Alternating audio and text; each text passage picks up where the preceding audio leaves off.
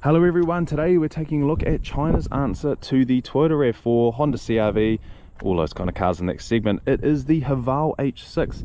Now this is the third generation which came out in 2020, and today we're going to take a look at the outside, interior, and take it for a drive, even see what it does 0 to 100. So let's get straight into it and let's start with the looks. And well, I think this car still looks really good. It's 5 years old and it still looks really nice and modern. We have a nice wide grille there. Now this car has 360 camera and nicely hidden under the Haval logo there. We have a little bit of gloss black, trim down the bottom there. Got some LED headlights, premium vision apparently. Some fog lights. Now the car's wrapped in 18-inch alloy wheels all around, and I think it looks really smart. They're a nice attractive alloy wheel. There is the other camera. We have some nice big mirrors as well, and you've got blind spot integrated into there also. With keyless entry, it's got factory tints on it as well, a bit of chrome obviously at the bottom of the doors, nice light bar at the back. I just think it's a really still good looking attractive car. I mean, to be honest, it does kind of remind me, I feel like I've seen something like this in Grand Theft Auto 5 before, but almost said 6 there, but that's not out. But anyway, yeah, it just looks a bit like it doesn't have quite its identity, because the Haval range all looks quite different, but with some brands like Toyota and Honda, they kind of share themes, I guess, but it's still a good looking car.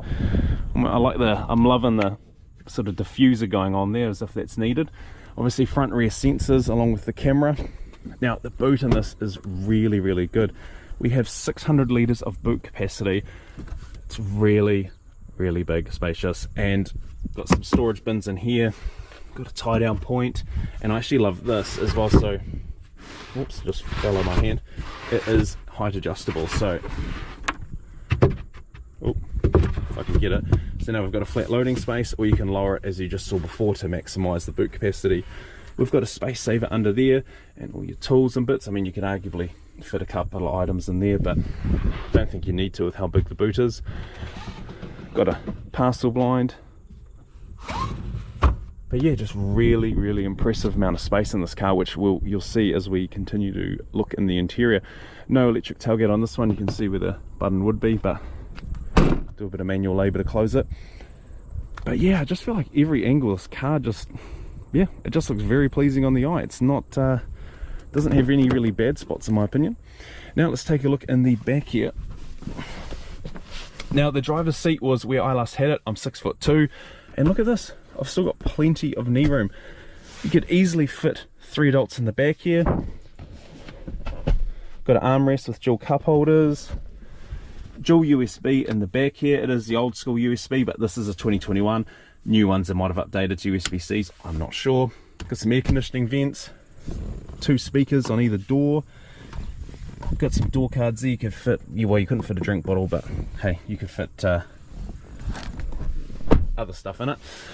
The seats don't fold quite flat, as you can see, but to maximize the room, so still plenty of space. But yeah, the quality feels really good in this. The seats are still holding up really well. You don't have a big bump for the transmission tunnel. It's still quite nice and low. It's just a little bump, so still feels like plenty of feet room, width. Yeah, it's just really nice in here. And the seats feel quite comfy in the back here too. Obviously the headrests are adjustable also. Right, let's go take a look at the business end and up in the front. The doors feel pretty good quality as well. It just feels quite nice and weighted. We've got electric driver's seat in this one up here with your lumbar support. It is worth noting the lumbar support isn't height adjustable, so you can only push in or out. Obviously height adjustable seat, recliner, forward, back, all the standard bits with an electric seat. But look at the storage in here, like just really good use of storage. Got some drink holder bottle, you can fit a bottle in there, and a bit of storage in there as well. I love this. This is the Chinese at work with a bit of copying, blatantly a Mercedes sort of imitation speaker there, which doesn't flow through at the bottom here. That's just hard plastic, but this has got sort of a nice, I don't even know if it's metal to be honest, but it looks nice, it feels good quality, and everything else in here, honestly, it just feels so good quality. I just feel like you can't rag Chinese cars anymore. This the quality in this feels better than a RAV4. I'm going to say it. People will probably be spewing, but the quality feels so good in here. You've got this nicely stitched dash up on here. Soft plastic up here, like it just feels nice to touch. The steering wheel feels good, and this car's 4 years old and it's holding up really good. This is the biggest problem with these Chinese cars, is the question mark on what they're like long term, but this is holding up really well. Admittedly, it's only done 25,000 Ks, so probably not a fair representation, but it is 4 years old, and yeah, it just feels really nice to sit in. You've got a nice armrest here. Oh, we've got some wipes in there to wipe the car down, but take that out and have a look. Nice deep storage bin in there. You've got a little cup holder switch there, so if you don't want, not using it as a cup holder, you can put it as storage. Sort of like a phone holder there, and I'm not sure if that's wireless charging, but there's a pad there. It's got an S on it. I'm not sure, my phone doesn't have wireless charging, so I can't tell you. So we'll go start it up and have a look at the infotainment. So we've got a nice simple layout along here. So we've got on and off, AC, front rear demister, hazard lights, 360 camera, and you can turn on and off the infotainment. So it's nice and easy if you're driving. Those are your buttons to go to. One thing I will say with this, again, well, it's not really quality, but I guess it is quality of technology, I don't know, but take a look at this 360 camera. I've driven $60,000, $70,000 cars and they're not as good quality as this. Like, that reverse camera is so clear, and even the 360 camera is good. And it's not only that, I might look a bit amateur in showing you this because I haven't really been on this car that long, but you can pick the sides. The side cameras are a little bit blurry compared to the front and rear. They're not as good quality, but I mean, that's fine. You can make out very easy, and it's good quality up close. It's just more over this side. It's not as good detail, but look at the front camera. It's just so nice and clear. It is unreal. You can do a bird's eye view, so if you're backing a trailer or backing up, you want to see how close you're getting, you can do that.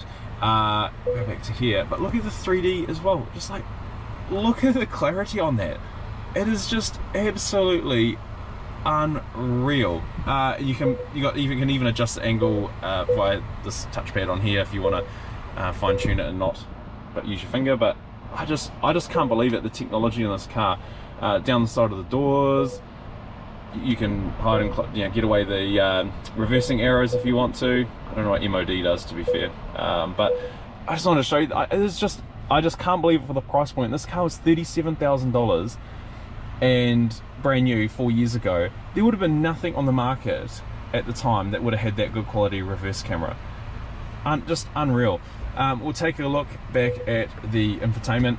I will say it does take a little bit getting used to. It's not as simple as the likes of Kia or even Toyota. It's certainly got its own sort of quirkiness to it. It's got this planet theme, which I find is kind of weird. I don't really get it, but hey, we've got a purple planet there when you're playing your Bluetooth media. The air conditioning is nice and easy to use. It's close to you. Yeah, nice. It's all good. I'm not a big fan of it through the touchscreen, but this is okay.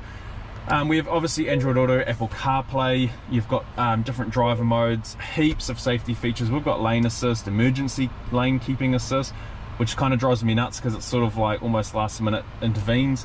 We've got autonomous braking, adaptive cruise control, intelligent driving, that's what it is.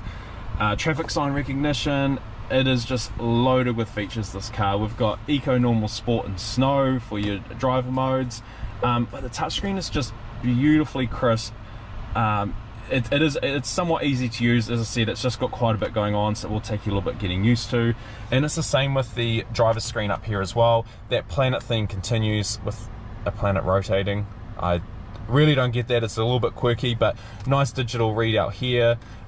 One thing I will notice, someone might prove me wrong, an owner who's spent a lot more time, it seems to, if the lane assist and the emergency lane keeping assist is on, it hogs up that middle bit of the screen. So if I go and turn them off on here, then I can bring up the fuel consumption screen here. So use these arrows on here, and then we can cycle through the different, you got tire pressures, distance to ND. So yeah, but it takes a bit getting used to. I'm still not used to it. I'm not going to try bluff my way through, but the display is just, yeah, I just can't believe how nice and crisp it is. It just feels a lot more premium. Steering wheel feels good. The buttons feel nice. The window switches feel good quality. Again, it feels a lot more expensive. Like if I had my eyes closed, and I hopped in this car, I would have thought it was probably a 50k car, 60k car. Just touching everything, it just feels really, really nice, good quality. Now, there are owners that complain of some issues in this car. This one has one issue as well. It's electrical gremlins. They vary from, I've seen touchscreen issues, safety issues, like with the lane keep assist can be a bit glitchy. Adaptive cruise, I found the adaptive cruise in this is a little bit touchy. I find it kind of intervenes too much. And the problem this has is the passenger window winds down from the driver controls. You can see the window lock is not on, and if I go to lean over, that's not working. So appears to be a couple of issues with similar issues like that people complain about. It is under warranty. This has a 5-year warranty. If you're getting a newer one, I believe it was from 2024 onwards, they have a 7-year warranty. So if you're looking at a used one, maybe look at getting one with that extra warranty on it.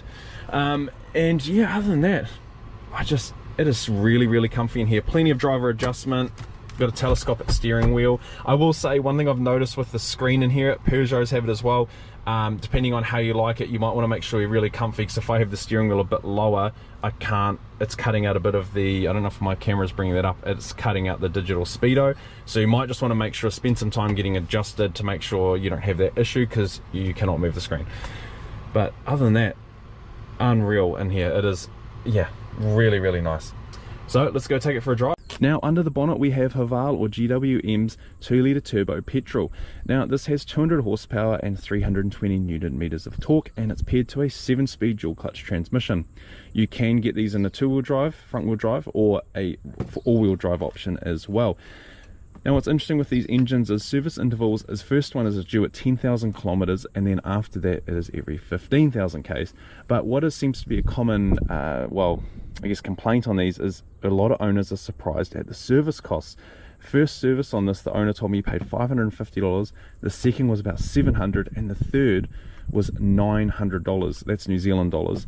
So it seems to be a common thing in Australia and New Zealand is the services are expensive, and of course these are quite a well-priced car, so a lot of people will just buy them thinking servicing will be quite well priced, but it's not really the case. So definitely probably call your dealer if you can and try get some estimates for servicing, because it will vary dealer to dealer. Now some other complaints on these is there have been actually a few engines replaced under warranty, and there appears to be a few complaints of seepage from the block. So looks like a little bit potentially starting there, but not major, it will clean up. But this one's only done 24,000 k's, so well, you'd expect it to be pretty good. Now fuel economy on these is okay. It's not as good as some of the competitors. I drove it yesterday and was trying really hard to drive it as economical as possible, and I was getting about 7.6, 7.8 litres per 100 kilometres, and that was mainly open road driving. So they are better from its competitors by about a litre per 100. Obviously I'm comparing to non-hybrid ones, but overall it is still pretty good. Alright, so after spending 5 minutes in this car driving it, it's beautiful to drive. It feels really nice. The engine, it feels like it just really wants to go. I will say that it may take a bit of getting used to. It does seem very, very eager. I'm in normal mode at the moment, so actually Eco might dial it down. Dull the throttle response. I do find the steering takes a bit getting used to. It's very, very light. Like almost too light, I would say, but I'm sure that you'd get used to it if you do put it in sport. And one thing I have noticed is, check this. I don't know why it flashes the hazard lights. It's like you're in sport mode. Really, really weird. I'm sure it's on the outside as well, because cars have looked at me like, why am I flashing my hazard lights? But the steering does get heavier, so that is actually quite nice. You may be able to adjust that in the modes as well to get heavy steering and then normal, you know, throttle response and all that. But man, this just is a very, I'm going to put it back into normal, very, very nice car to drive. I wouldn't say it feels almost like European quality, but it's not far off it. I feel very safe in here. It feels on the road, you know, sitting at 100 k's, really, really good. We'll see what the pickup's like. Yeah, it gets along quite nicely. Bit of a delay in the gearbox, but as I said, you know, it's not major. I'm sure if you put it in sport it'd be a lot more eager, but from normal perspective, yeah, it gets along really, really well. Let's do a 0 to 100. Go. Quite a bit of wheel spin. that dual clutch is shifting very nice. Oh, bit over 100.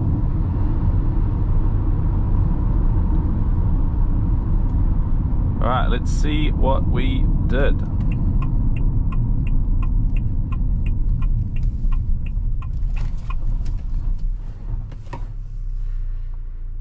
Naught to 100, 9.17 seconds, 0 to 60 in 4.12. Well, it did feel quicker than that, but I definitely don't think the wheel spin would have helped.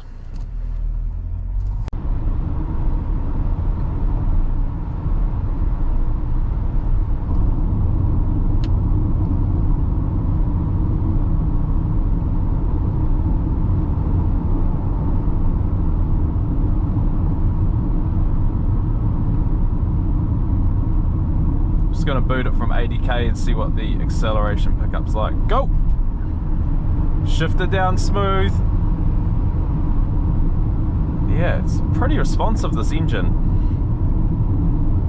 The whole driving experience is just mind-blowing. The Chinese are just coming in leaps and bounds. I never thought I'd think a Chinese dual clutch would shift better than a Kia from what I drove in that Stonic, so it feels very, very good. And even on takeoff on this, it's not as shuddery as what I've read in reports, but maybe that's when it gets high Ks or how it's been driven or clutch wear, I'm not sure. But honestly, take one of these for a good drive and I think anyone would be impressed. That's the Haval H6. Honestly, this is a bloody good SUV for the money. The build quality, the drive, and even the styling I think is really, really compelling for the price point. My biggest complaints about it would have to be the service cost. I definitely think if you are looking at purchasing one, call your local dealership and just get an idea of what you can expect for your servicing costs so you don't get any nasty surprises down the road. The second of all would be the safety features on this. They're very sensitive and often sort of butting in all the time while driving. Like I found the adaptive cruise control whilst I was driving, picked up another car going the other way and slowed me down to from 100 kilometers an hour down to 80 for some reason, so which was very annoying for the cars behind me, and I just didn't find it very relaxing while driving, as I think really that's what adaptive cruise control should be. And the same goes for the lane assist. It was just far too involved and was quite inconsistent with, seemed to be the distance from the white lines on the road. It seemed to vary, sometimes more sensitive than others. I have even read reports where people have said it's nearly caused them an accident, so definitely take one for a drive, a good drive on the open road, and try out those safety features and just see if you can live with them, because better to do that than buy one and find out it drives you absolutely nuts. And last of all would be the big question mark on the reliability, your resale values, parts, etc. This car has been out for 5 years now, and I find with the Chinese, they seem to update their cars very, very quickly compared to other models. Like the Mitsubishi Outlander had a 10-year run, other than some facelifts, where the Chinese seem to just do a full new model rather than a facelift. So definitely factor that in. And the teething issues in these, they are renowned for electrical issues, so I think if you are looking at one, make sure it's got a good portion of its warranty left and definitely factor that in. Anyway, that's the Haval H6. Thank you very much for tuning in and watching the video. If you liked it, please subscribe and like the video, and I'll see you in the next video.